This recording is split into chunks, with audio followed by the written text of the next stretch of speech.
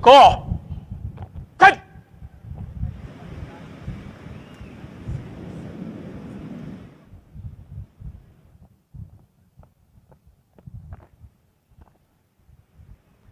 Pasamasid!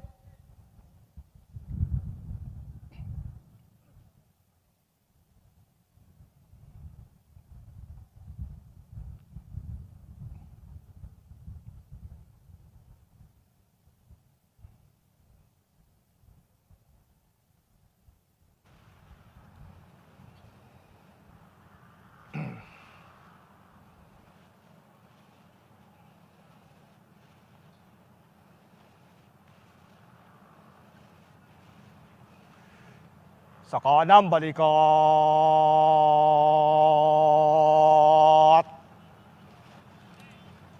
Ta! Talu-talupad, unang talupad. Pasulong. Pinuno, pasulong. God! Well, ladies and gentlemen, let us now ponder on this year's anniversary theme, AFP at 87, kaisa ng buong sambayanan tungo sa mapayapa, matatag at maunlad na Pilipinas.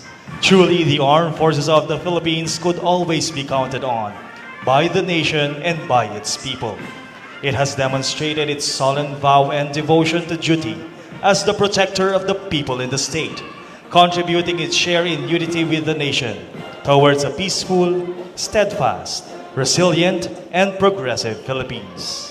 Likewise, the Armed Forces of the Philippines will stand fair and square behind the Commander-in-Chief of the Armed Forces of the Philippines for peace and unity towards a developed and great nation. Ladies and gentlemen, let us now take a glimpse on the parade of the various contingents of the Armed Forces of the Philippines. Ang mga makabagong katipunero, makadiyos, makakalikasan, makatao at makabansa. Leading the parading contingent is Rear Admiral Renato P. David, his staff, Captains Jonathan Salvilla and Jose Petilla, Colonels Gary Atienza, Augusto Padua, Redentor Mojares, and Stephen Ducusi.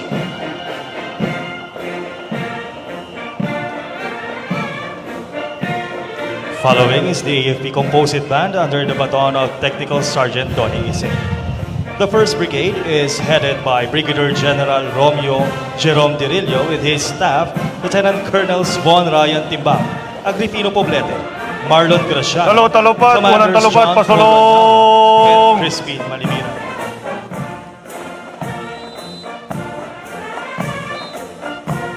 Pasulong. God!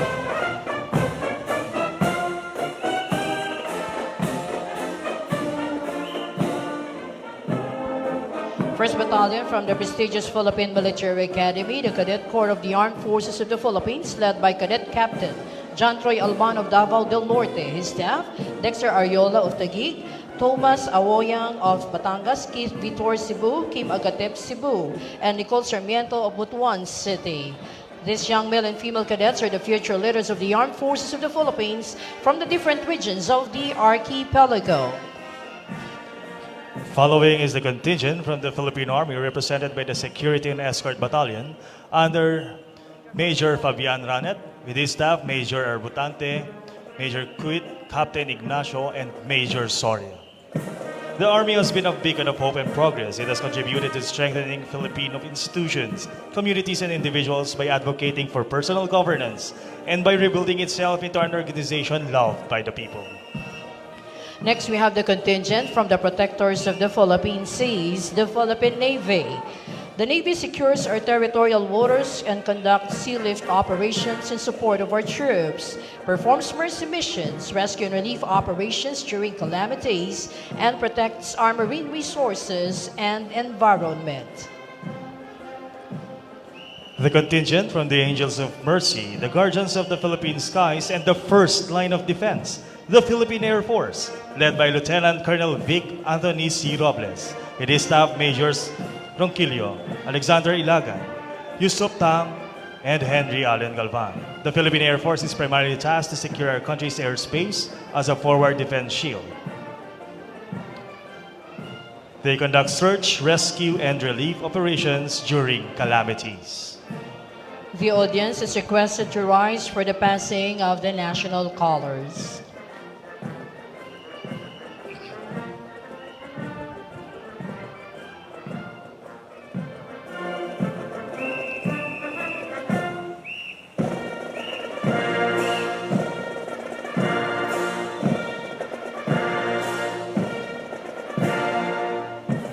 Thank you. Please be seated.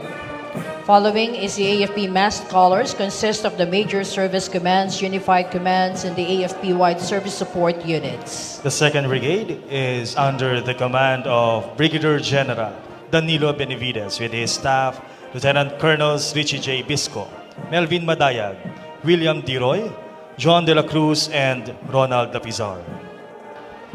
The 1st Battalion consists of the Special Operations Forces of the Philippine Army, the 1st Scout Ranger Regiment, and the Special Forces Regiment Airborne, headed by Lieutenant Colonel Gregorio Inumpa. His staff, Major Rolly Villaluna, Major Arnel Carangdang, Captain Reynal Lopez, and 1st Lieutenant Tagura.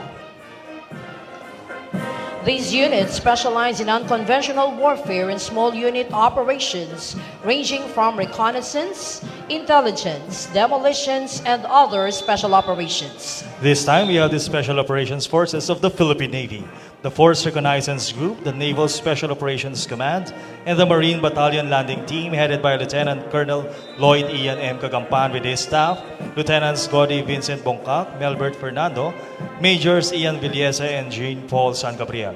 The Naval Special Operations Command is capable of conducting maritime special operations, which include high-risk visit, board search and seizure, gas and oil platform takedown, and retaking. The 7th Special Operations Wing of the Philippine Air Force, led by Lieutenant Colonel Nasul Sahili, his staff, Majors Elmer Barcenas, Amandio Gomez, Edmundo de la Cruz, and Captain Jonathan Cave. The 7th conducts special operation and of course performs other contingency operations in support to the Philippine Air Force mission.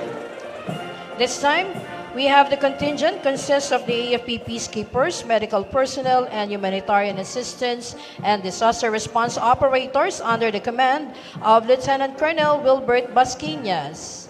His staff, Majors Melvin Diploma, Glenn De Ramos, Ronnie Sicad, and Lieutenant Colonel Benavides. The AFP peacekeepers respond to foreign conflict-stricken areas conducting peacekeeping operations. They are ambassadors to global peace, medical personnel attending to the well-being of personnel and their dependents, while the HADR operators, the first-ever responders conducting rescue relief and retrieval operations to areas hit by calamities or disaster. Approaching is the motorized contingent, which showcases the vehicles being used in the internal security operations, anti-terrorism, as well as in peace and humanitarian efforts, to include the reservist assets. Leading the pack are the vehicles of the special units of the armed forces. We have the Philippine Army's Kia Light Tactical Vehicle with machine gun as weapon system. Following is the Spider Philippines Air Defense System, the Philippine Air Force's Air and Defense Systems, which will protect vital installations and key assets of the country. This is the central control unit of the air and missile defense.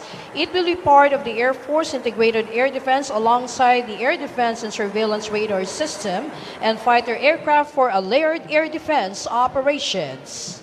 We also have the Troop Carrying Vehicle, which is an armored vehicle with machine gun as its weapon system. We also have the Troop Carrier, an all-terrain vehicle or ATV being used by the Light Reaction Regiment, the premier counter-terrorist group of the Philippine Army. Before you is the KM452 shop van truck from the Chemical, Biological, Radiological, and Nuclear Unit of the Philippine Army. Next, the rigid hull inflatable boat with 2 machine guns being used by the Naval Special Operations Command.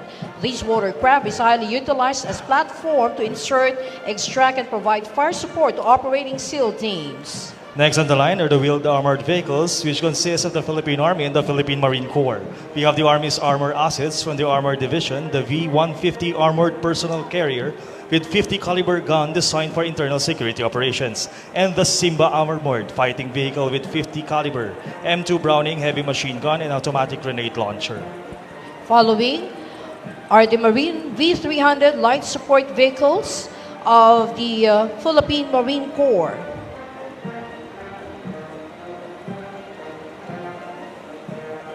This time we have the artillery assets, the king of battle, the primary support in combat missions. The 105mm howitzers being towed by KM-250 troop carrier tracks. These main artillery guns of the Army Artillery Regiment. The latest, of course, in the Army's artillery assets. We also have the long-range or the 105mm howitzers proven to be indispensable in conventional and semi-conventional warfare of the Philippine Marine Corps. The long-range 155mm howitzers with effective running gear at reliable pneumatic braking system, still from the Philippine Marine Corps. And of course, this time we have the Army's artillery asset, the Soltam Atmos 155mm self-propelled howitzer, which will boost indirect fire support capability. Trailing behind are the combat support vehicles being used for nation building and humanitarian assistance and disaster response. The engineering assets, the backhoe, the road grader and payloader being used for counter mobility, surveyability, general engineering, and HADR operations of our engineering units. The Army Signal Regiment's Mobile Command Center, which serves as coordinating venues between the AFP and other government agencies in the event of disasters and crisis incidents or situations. Before you now are the Army's URAL 4320 General Purpose Off-Road 6x6 vehicles serving as troop and cargo carrier with a capacity of 8 tons. The SADCO medium troop carrier truck could accommodate 1.5 ton capacity, whereas this kind of truck also serves as troop and cargo carrier. Well, still for troop and cargo carrier, the KM-450, and on board we have the AFP Peacekeepers. The Command, Control, and Communications truck of the Naval Information Communications Technology Center, which serves as a venue for coordination between the AFP and other government agencies in the event of disasters and crisis incidents. The C4I Star Information and Communication System will provide operational data capability to AFP's individual joint service and command center. We also have the KM451 ambulance truck, which is mounted by an integrated shelter equipped with emergency rescue medical devices. You can also see the air assets of the Armed Forces of the Philippines being used in various capacities for air support during combat operations, logistical support, and pilot training purposes. First on the line are the 4 A-29 Super Tucano, a turboprop aircraft designed for light attack, counterinsurgency, close air support, aerial reconnaissance mission in low-threat environment. We also have the 3 Black Hawks, 1 B-412, 1 S-76A, 1 T-129 attack helicopter, 1 AH, 1 S Cobra, and 1 AW-109.